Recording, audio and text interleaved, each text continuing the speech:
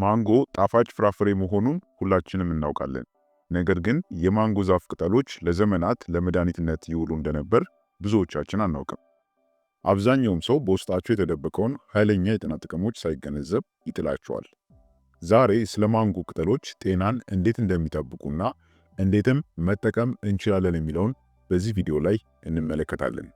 ዶክተር አማኑኤል ነኝ። እስከ ቪዲዮ ፍጻሜ አብራችሁን ቆዩ። ቪዲዮን ላይክ ማድረግ ጀምሩት። መልካም ቆይታ።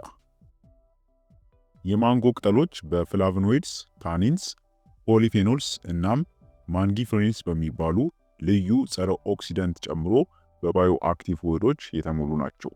እነዚህ ውህዶች ለቅጠሎቹ ጠንካራ ጸረ ብግነት፣ ጸረ ኦክሲደንትና ጸረ ተህዋሳያን ችሎታዎችን ይሰጧቸዋል። ይህም ማለት ህዋሳትን ለመጠበቅ፣ የበሽታ መከላከልን ለመደገፍና በፍሪ ራዲካልስ የሚመጣውንም ጉዳት ለመቀነስ ይረዳሉ። በመሆኑም የማንጎ ቅጠሎች ለጤናችን ምን ጥቅሞችን ይሰጡናል? በመቀጠል ጥቅሞቹን አንድ በአንድ እናያለን። አንደኛውና የመጀመሪያው ጠቃሚ በሆኑ የእጽዋት ንጥረ ነገሮች የበለጸጉ ናቸው። የማንጎ ቅጠሎች ፖሊፌኖልስ እናም ተርፔኖይድስ የተባሉ በርካታ ጠቃሚ የእጽዋትን ንጥረ ነገሮች ይዘዋል። ፖሊፌኖልስ ጸረ ኦክሲደንትና ጸረ ብግነት ባህሪያት አሏቸው። ይህም የአንጀት ባክቴሪያዎችን ለማሻሻልና እንደ ውፍረት፣ የስኳር በሽታ፣ የልብ ህመም እናም ካንሰር ያሉ በሽታዎችን ለማከም ወይም ደግሞ ለመከላከል ይረዳሉ። ተርፔኖይድስ ደግሞ ህዋሳትን ከፍሪ ራዲካልስ የሚከላከሉ ጸረ ኦክሲደንት ሲሆኑ ለተመቻቸ እይታና ለበሽታ መከላከል ጤና ቁልፍ ሚና ይጫወታሉ። በተጨማሪም የማንጎ ቅጠሎች እንደ ናይትሮጅን፣ ፖታሺየም፣ ፎስፈረስ፣ አይረን፣ ሶዲየም፣ ካልሺየም፣ ማግኒዥየም ያሉ የማዕድናት ምንጮች እንዲሁም ደግሞ እንደ ቫይታሚን ኤ፣ ቢ፣ ኢ እና ሲ ያሉ የቫይታሚን ምንጮች ናቸው። በሁለተኛ በአንቲ ኦክሲደንትስ የበለጸጉ ናቸው። በሰውነት ሜታቦሊዝም ሂደት ወቅት የሚመነጩት ፍሪ ራዲካልስ እንደ አኳየርድ ኢሚኖዲፊሽንሲ ሲንድረም፣ ኢስኬሚክ ዲዚዝ እና የነርቭ ችግሮች ይሄ ማለት ኒውሮሎጂካል ዲስኦርደር ለመሳሰሉት የተለያዩ ስር የሰደዱ በሽታዎች አስተዋጽኦ ያደርጋሉ። የማንጎ ቅጠሎችም የሴሎችን መጎዳትን የሚከላከሉና የፍሪ ራዲካልስ ጎጂ ውጤት ለመቀነስ የሚረዱ ጸረ ኦክሲደንት የሆኑ ፖሊፌኖልስ እናም ደግሞ ፍላቮኖይድስን ይዘዋል። በመሆኑም በውስጣቸው ከፍተኛ የሆነ አንቲኦክሲደንትስ እናገኛለን ማለት ነው። ይህም ደግሞ የተለያዩ ክሮኒክ የሆኑ በሽታዎችን ለመከላከል ያስችላል። ሶስተኛ ከፍተኛ የሆነ ጸረ ብግነት ባህሪያት አላቸው። ስር የሰደደ ብግነት ይሄ ማለት ክሮኒክ ኢንፍላሜሽን የምንለው እንደ አልዛይመርስ ወይም ደግሞ ፓርኪንሰን በሽታ ያሉ በተለያዩ በሽታዎች የመያዝ ዕድልን ከፍ ሊያደርግብን ይችላል።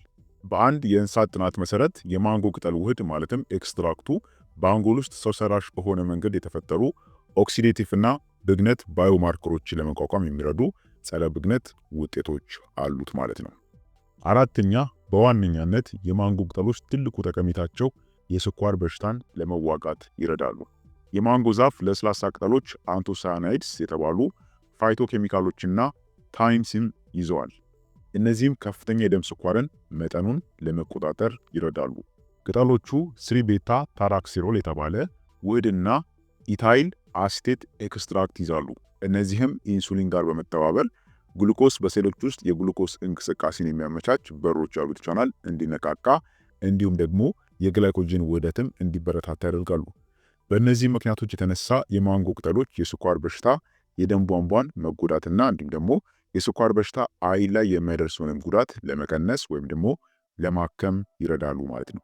ታዲያም የማንጎ ቅጠል ሰውነታችን ኢንሱሊን የማምረት አቅሙንና የግሉኮስ ስርጭት እንዲጨምር የሚያደርግ ሲሆን ይህም ደግሞ በደማችን ውስጥ ያለን የስኳር መጠን ለመቆጣጠር ይረዳል ማለት ነው። ስለዚህ በተለይ ከፍተኛ የደም ስኳር ያለባችሁ ሰዎች ወይም ደግሞ የስኳር ህመምተኞች የማንጎ ቅጠልን ብትጠቀሙ በከፍተኛ ሁኔታ የደም ስኳር መጠናችሁን ለመቆጣጠር ይረዳችኋል ማለት ነው።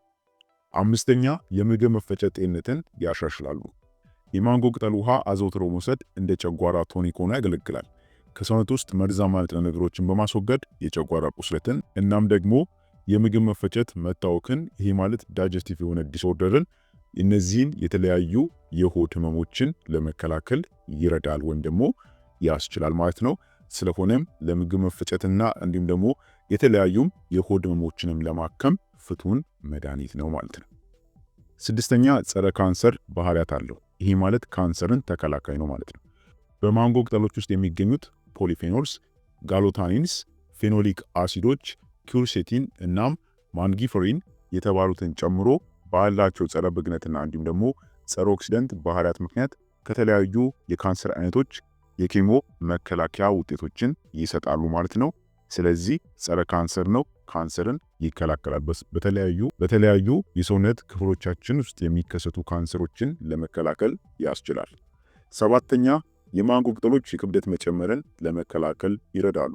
የማንጎ ቅጠል ማግኒፈሪን የተባለ ውህድን ወይም ደግሞ ንጥረ ነገርን ይዟል። ይህም ከፍተኛ መጠን ያለው አዲፖኔክቲን እንዲነቃቃ ይረዳል። አዲፖኔክቲን በሰውነት ውስጥ ባለ ስብ ሜታቦሊዝም እና ስኳርን መቆጣጠር ውስጥ ሚና የሚጫወት የህዋስ ምልክት ሰጪ ፕሮቲን ነው።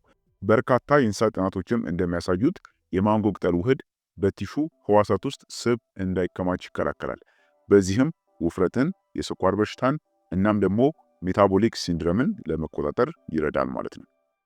ስምንተኛ የደም ቧንቧዎችን ያጠነክራል። የማንጎ ቅጠሎች የደም ግፊትን የመቀነስ ይሄ ማለት ሃይፖቴንሲቭ የሆነ ባህሪያት ያላቸው ሲሆን የደም ስሮችን ለማጠናከርና ቫርኮስ ቬንንም ለማከም ይረዳሉ።